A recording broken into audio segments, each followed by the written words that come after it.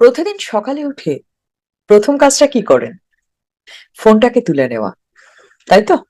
তারপর স্ক্রল করা। এবার সেখানে অনেকটা সময় কেটে যাওয়ার পর কি করেন? তাড়াহুড়ো করা। তারপর সারাদিন ধরে এমন কিছু কাজ করা যে কাজগুলো অ্যাকচুয়ালি করতে চান না আপনি। তারপর রাত্রিবেলায় ক্লান্ত হয়ে শুয়ে মনে মনে বলেন যে আজও সেরকম ধরনের কিছুই করা হলো না, যা চেয়েছিলাম সেগুলো কিছুই করা হলো না। তাই তো? কি জানেন বন্ধু, আপনার জীবনের 40%-এরও বেশি কাজ আপনি কিন্তু সচেতন ভাবে করেন না, না ভেবে করেন।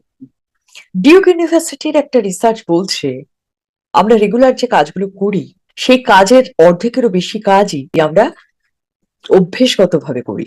মানে এইসব কাজগুলো করার সময় আমাদের মস্তিষ্ক অটো পাইলট মোডে চলে।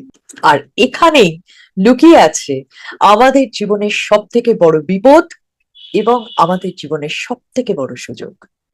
নমস্কার, আমি Jayati Chatterjee Manojita, life transformation specialist, mentor এবং থেরাপিস্ট। আজ আমি আপনাদের সঙ্গে আলোচনা করব যে আমরা কি করে আমাদের অভ্যেস তৈরি করে ফেলি এবং কিভাবে একটু চেষ্টা করলেই আমরা নতুন অভ্যেস তৈরি করে আমাদের জীবনকে পাল্টেও ফেলতে পারি। একেবারেই অভ্যেস পাল্টে ফেলা মানে এটা নয় যে আমি আপনাদের এটা বলবো রোজ রোজ সকালবেলা উঠে পড়ুন, তাড়াতাড়ি উঠে ব্যায়াম করতে শুরু করুন, না। এটা আরো অনেক গভীর ব্যাপার। আমাদের মস্তিষ্কের একটা অংশ আছে জানেন, এই যে অংশটা, এটাকে অভ্যেসের কারখানা বলা যায়। কি হয়, আমরা যখন কোনো একটা কাজ বারবার করতে থাকি তখন আমাদের মস্তিষ্ক সেটাকে একটা শর্টকাট হিসেবে নিয়ে নেয়। এবার কি হয়, সেই কাজটা করার জন্য প্রতিদিন আর নতুন করে ভাবার প্রয়োজন হয় না। এই কাজটা ব্রেন কেন করে? তার জ্বালানি বাঁচানোর জন্য, মানে এনার্জি বাঁচানোর জন্য। Charles Duhigg The Power of Habit বইয়ের লেখক, তিনি সেখানে লিখেছিলেন যে একটা অভ্যেসের তিনটে অংশ থাকে। প্রথম যেটা, সেটা হচ্ছে কিউ বা ট্রিগার, অর্থাৎ ট্রিগার হচ্ছে সেই জিনিসটা যা অভ্যেসটাকে শুরু করতে সাহায্য করে। দ্বিতীয়ত হচ্ছে রুটিন, মানে ট্রিগার আমার এলো, কাজটা শুরু হয়ে গেল, এর পরের অংশটা হচ্ছে রিওয়ার্ড, মানে ওই কাজটা করার জন্য আমি কি পুরস্কারটা পাচ্ছি সেটা। এবার মনে করুন কোনো একজন হয়তো স্ট্রেস ফিল করছেন, এটা হলো কিউ, ট্রিগার। স্ট্রেসটাকে কাটানোর জন্য কি করলেন উনি? তিনি হয়তো ফোনটা খুলে স্ক্রল করা শুরু করলেন, এটা রুটিন।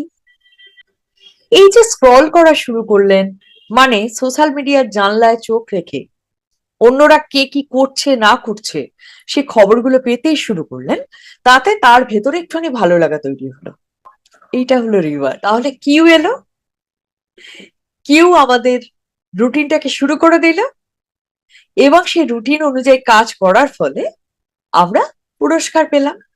এইভাবে তৈরি হয় হ্যাবিট লুপ। ব্যাপার কি হয় জানেন না, অ্যারিস্টটল একটা অসম্ভব সুন্দর কথা বলেছিলেন যে আমরা প্রতিদিন যা করি না, আলটিমেটলি আমরা সেটাই হয়ে যাই। তাই সেরা হওয়া বা সফল হওয়া এটা অ্যাকচুয়ালি কোনো কাজ নয়, এটা একটা অভ্যেস। 2500 বছর আগে বলে যাওয়া এই কথাটা কিন্তু আজও সমানভাবে সত্য। আমরা জানি যে smoking is injurious to our health, তাও কিন্তু বহু মানুষ ধূমপান ছাড়তে পারে না। আমরা জানি রাত জেগে ফোন দেখাটা অত্যন্ত খারাপ অভ্যেস, তবু কিন্তু আমরা রাত জেগে ফোন স্ক্রল করা ছাড়তে পারি না। আমরা জানি অতিরিক্ত ফাস্ট ফুড খাওয়া খুব খারাপ, তবুও কিন্তু আমরা ফাস্ট ফুড খাওয়ার অভ্যেস থেকে সরে থাকতে পারি না। পারি কি? কিন্তু কেন পারি না? কারণ অভ্যেস কখনো যুক্তি মানে না, অভ্যেস আবেগ দ্বারা চালিত হয়। আমাদের মস্তিষ্কে যে অংশ যুক্তি দিয়ে কাজ করে, অর্থাৎ প্রিফ্রন্টাল কর্টেক্স, সেটা খুব দুর্বল হয়ে পড়ে যখন আমরা স্ট্রেস থাকি, ক্লান্ত থাকি বা একা হয়ে যাই। আর সেই মুহূর্তে সেই জায়গায় নেতৃত্ব দেওয়া শুরু করে আমাদের আবেগ, অর্থাৎ আমরা অটো পাইলট মোডে যে কাজগুলো রেগুলার করি সেই অভ্যেসটা। কি জানেন, আমরা না অস্বস্তি খুব বেশিক্ষণ সহ্য করতে পারি না। কোন রকম কোনো অস্বস্তি যদি আমাদের ভেতরে তৈরি হয়, আমরা সেটা থেকে পালাবার রাস্তা খোঁজবার চেষ্টা করি। আর এইভাবেই অভ্যেস তৈরি হয়। কেন বললাম কথাটা? একা লাগছে, স্ট্রেস লাগছে, মানসিক অস্বস্তিটাকে ভুলে থাকার জন্য সোশ্যাল মিডিয়া স্ক্রল করছি, তাই না? আর এইভাবে অভ্যেস তৈরি হচ্ছে। কিন্তু বন্ধুরা, পালিয়ে যাওয়াটা কোনো সমাধান নয়। শুধু বড় লক্ষ্য তৈরি করে লাভ নেই। সেই লক্ষ্যটাকে অ্যাচিভ করার জন্য প্রতিদিনের ছোট ছোট সিস্টেম তৈরি করতে হবে। মানে কিভাবে করবেন? ছোট্ট ছোট্ট পদক্ষেপ নেওয়া শুরু করুন। সেই পদক্ষেপগুলো এত ছোট হবে যে সেখানে ব্যর্থ হওয়া প্র্যাকটিক্যালি অসম্ভব। যেমন ধরুন, আপনি বই পড়ার অভ্যেস তৈরি করতে চাইছেন।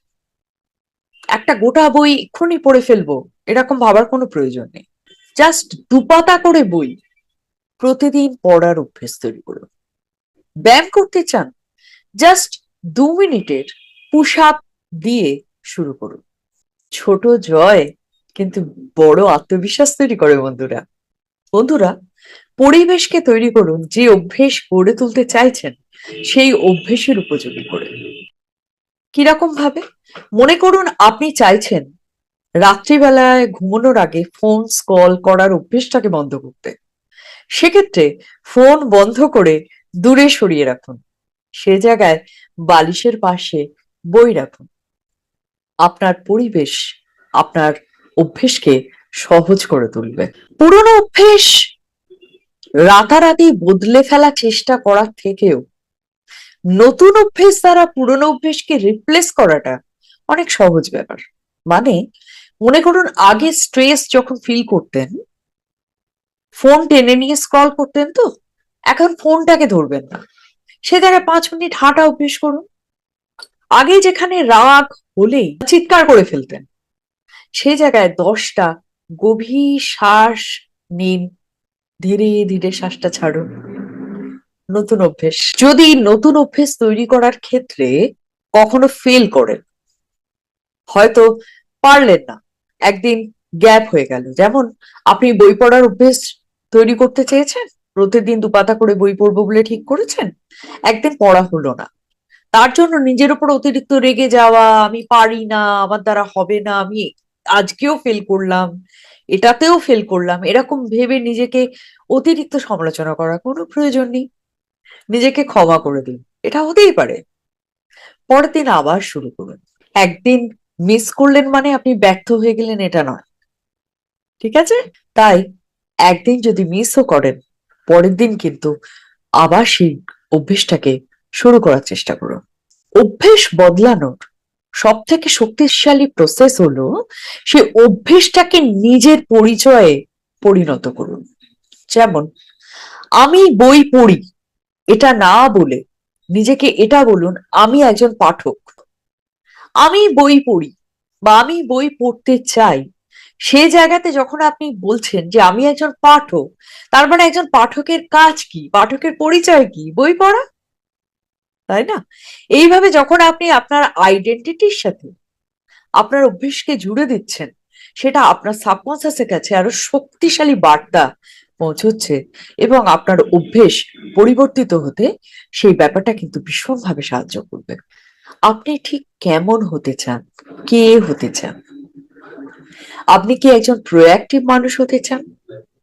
আপনি কি একজন সফল মানুষ হতে চান? আপনি কি একজন চমৎকার পাঠক হতে চান? আপনি কি একজন লেখক হতে চান?